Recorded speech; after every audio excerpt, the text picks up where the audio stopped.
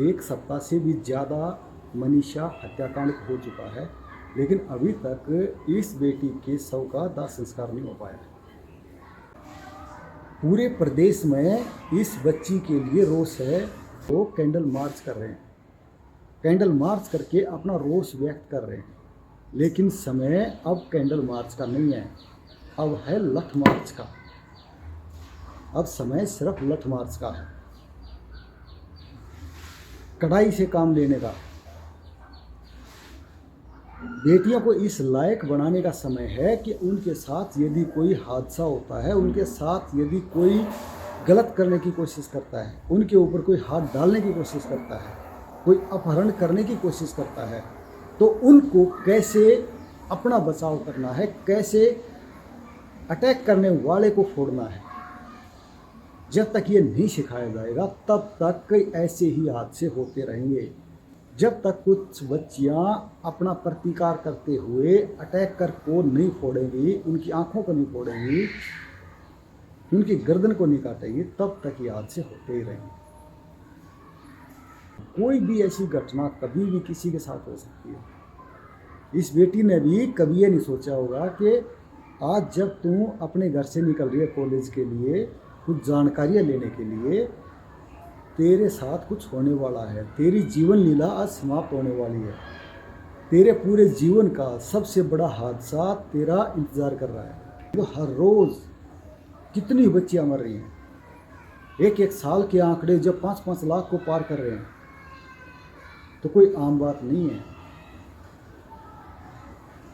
हर रोज़ बच्चियां मर रही हैं, 50-100 बच्चियां हर रोज़ मर रही हैं। दुष्कर्म का कितनी ही शिकार हो रही है। हर 2-3 मिनट में एक दुष्कर्म हो रहा है, लेकिन चेतना नहीं आ रही है लोगों के अंदर। जब दूसरे की बच्ची के साथ होता है तब हम नहीं जगते, तब हम अपनी बच्चियों को, अपने परिवार को तैयार नहीं करते, और जब हादसा हमारे साथ हो जाता है उसके बाद हम किसी लायक नहीं रहते। खुद ये जो बेटी अभी इस दुनिया में नहीं है, इसका खुद का परिवार, इसके खुद के गांव की बच्चियां, इसके खुद के गांव के परिवार, आसपास के गांव के परिवार, कोई भी क्या इस घटनाक्रम से सबक लेकर के अपनी बच्ची को तैयार करेगा इस तरीके से कि कल को उनके साथ कुछ गलत होने वाला हो तो वो अटैकर को, वो अपराधी को खुद दंड दे सके? क्या वो अपना बचाव करना सिखा पाएंगे? क्या आप सिखाओगे? मैं एक लंबे समय से इस काम में लगा हुआ हूँ कि किसी भी तरीके से हम बच्चियों को इतना काबिल बना दें कि कोई उनके ऊपर फर्स्ट अटैक करे तो वो उसका प्रतिकार करते हुए उस अटैक से न केवल बचाव करें बल्कि ऐसा घाव दे दे कि उसके बाद उनके ऊपर कोई हाथ डालने वाला न हो।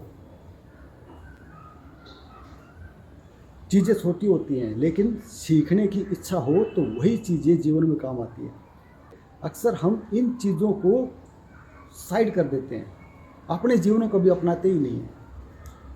उसकी पढ़ाई इसलिए मत करवाई कि उसको आगे जाकर नौकरी करनी है, नौकरानी बनाने के लिए नहीं, राजकुमारी बनाने के लिए उसकी पढ़ाई, उसका पालन पोषण करिए। और एक राजकुमारी के जीवन में विद्या ग्रहण के साथ साथ शस्त्र विद्या भी आती है, लड़ना भी सिखाया जाता है। और हमारे में से हर किसी का जीवन बिना संघर्ष के नहीं बीतेगा, है ना। ये केस लगातार बढ़ते जाएंगे, तो जितने ये केस बढ़ते जाएंगे उतना ही ज़्यादा लोगों के अंदर भय पैदा होगा। और भय का निवारण, डर का निवारण एक ही है, तैयारी। आज से ही तैयारी। खुद सीखिए, बच्चों को सिखाइए, उन्हें मजबूत बनाइए कि कल जो ये हादसा इस बेटी के साथ हुआ ना, ये किसी और के साथ ना हो, ये आपकी बेटी के साथ ना हो, आपके घर की किसी महिला के साथ ना हो। सीखिए, सिखाइए, समय है अभी। ऐसी दुर्घटना होने के समय पर फिर समय साथ नहीं देगा।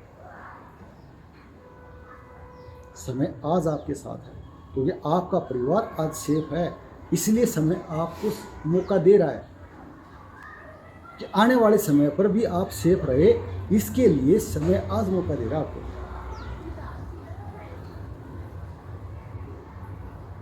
और यदि आज इस समय का आप सदुपयोग नहीं करना चाहते तो यही समय पलट करके आपके साथ भी वही काम करवाएगा जो कि अभी औरों के साथ हो रहा है। जगना होगा, हम सबको जगना होगा।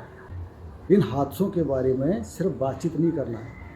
ऐसे हादसे आपकी बच्ची के, हमारी बच्ची, किसी की भी बच्ची के साथ ना हो, उसके लिए हम क्या तैयारी करें, उसको हम कैसे उनको तैयार करें, अपने बचाव के लिए हम कैसे तैयार करें, ये सिखाना ही होगा।